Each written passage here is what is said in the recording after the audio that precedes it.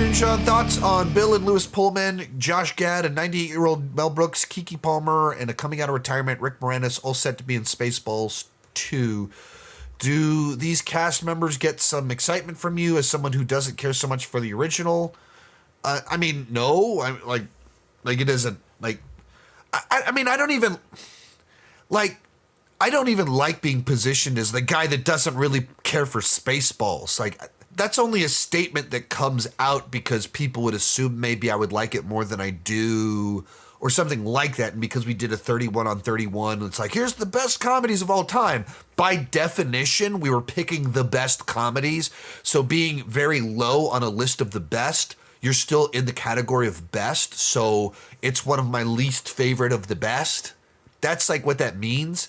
So I don't even like being positioned as like, well, it's someone that doesn't really like Spaceballs. Like, I'm not into it, but it's not like I have no ill will towards Spaceballs. I've seen it like 10 times. I've just never liked it as much as I would think I would like it, or as much as some other people seem to like it. But, you know, it's fun that Lewis Pullman will be in there. Like, I like that. But it doesn't make me go, oh, it'll be good.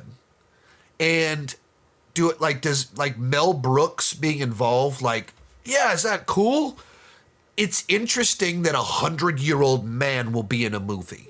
Like, that's just interesting. Like, wow, that'll be a very old man in that movie. But it doesn't, there's something about that, the legacy, and like, oh, he's still acting. Do I actually think that this will be like, man, Mel Brooks? No. And I don't know why anyone else would either. But, you know, like, comedy is timely. And we're, like, even in terms of, like, when would a Spaceballs 2 parody have hit really hard? 2019, 2020, where you had like, we're going to crank out a Star Wars movie every year. And then there was diminishing returns, and we're doing a movies about random people, and we're announcing 1,000 projects, like, right there. And in putting it out when there's this huge gap between movies feels a little late. A 40-year delay on a sequel for a comedy, like, I don't know. Like, it's not the sort of thing that immediately makes me go, man, I bet that'll be awesome. I have a lot more things that make me go, I don't know. Show me a trailer footage of the movie with jokes that like are real sharp, and maybe I'll be all on board on it. Because it's like doing a parody of Star Wars that is heavily critical of the corporatization, the consumeristic side to it, the merchandise of all of it, the turning it into content. Like, there's a lot there that you can satirize with Star Wars, as well as the treatment of Star Wars that could be really funny.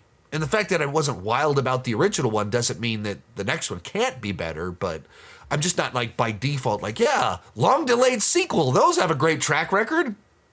No, every long delayed sequel, I'm normally inherently pretty skeptical of it until I see something that wins me over. Will Spaceballs make more money than Starfighter? I think it has potential to tap into Deadpool and Wolverine style of making fun of low quality of recent Star Wars and bringing back legacy favorites. I think there's room there for something that gets people really excited. Like, how many parody comedies are blockbusters? That's not really a thing. So, do I expect a parody of a blockbuster to do blockbuster numbers? I have a hard time seeing that. Maybe it'll be really good, and it'll be like this fresh comedy that has its finger on the pulse. But like, it's just like we're doing a sequel to a 40-year-old Star Wars parody. And it's like, hey, we're going to have Bill Pullman in it, and, you know, Mel Brooks is coming back. That is not Deadpool and Wolverine. It is not tapping into what Deadpool and Wolverine tapped into. And if they do Spaceballs, they cast Mark Hamill, and they cast Harrison Ford, and you like get actual Star Wars actors, and you lean into that, and suddenly maybe you actually are getting into the Deadpool and Wolverine like nostalgia, legacy, power, and weight to it. But you can't just do it by like, we're doing a Star Wars parody. It's a 40-year-old sequel to that's not Deadpool and Wolverine. You like Deadpool and Wolverine did that because it was Hugh Jackman joining the Deadpool 1 and 2 were the highest grossing R-rated movies of all time, and then Deadpool 3 was the highest R-rated movie of all time, or highest grossing R-rated movie of all time. And they did that by adding in Wolverine. How are they doing that?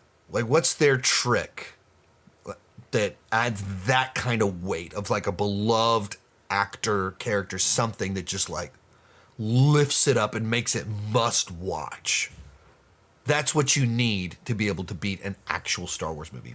Most of these clips are pulled from my Patreon live streams. I do about 6 live streams every single month. For $2 per month, $20 per year, you can get access to all the exclusive videos and live streams. For $5 per month, you get your name on my end card. At the top tier, you get a 30-minute video chat with me each month. The link down below in the description has more information.